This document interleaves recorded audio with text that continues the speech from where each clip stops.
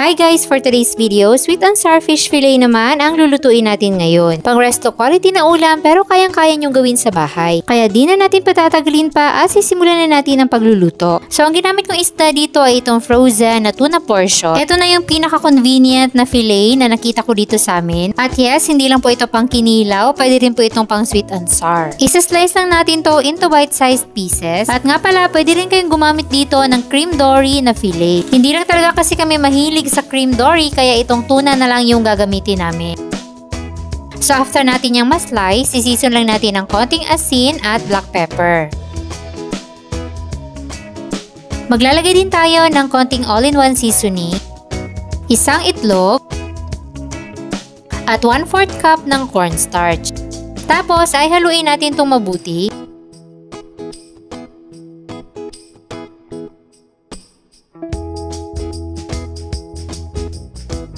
Then, ibabad lang muna o i-marinate for 30 minutes.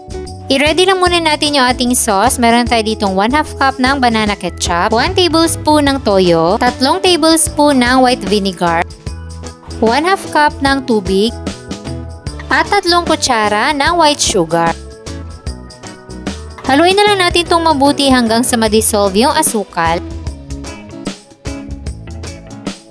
Then, itabi lang muna natin yung ating sauce. Meron tayo ditong 1/2 cup ng all-purpose flour at 1/2 cup ng cornstarch. Paghaluin lang natin itong mabuti dahil i-coat natin dito yung ating mga fillet bago natin prituhin.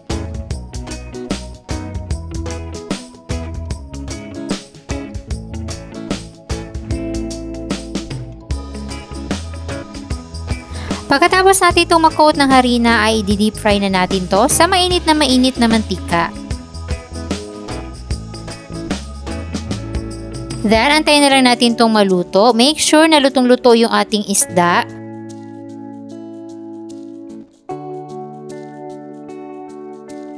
So, ayan, naprito na natin lahat ng isda.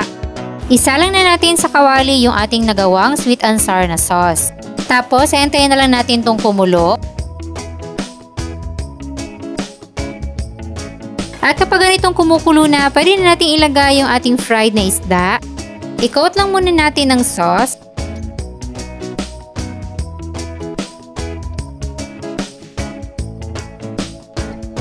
Tsaka natin ihalo yung ating fresh na pineapple slices. Meron tayong sibuyas at red at green bell peppers. So, konti lang naman yung ating ingredients sa ganitong recipe. So, isa ito sa mga budget-friendly na mga ulam. Tapos, ay mix-mix na lang natin itong mabuti.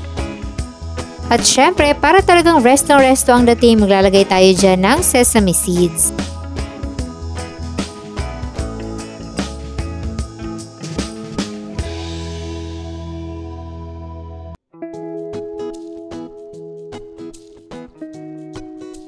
At ayan, ganun lang kadali at kabilis, meron na tayong resto quality na sweet and sour fish fillet.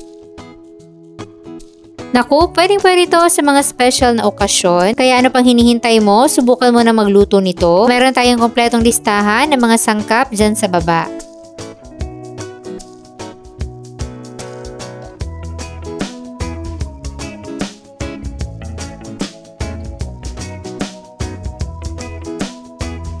Sana'y nagustuhan nyo ang ating recipe for today. Enjoy!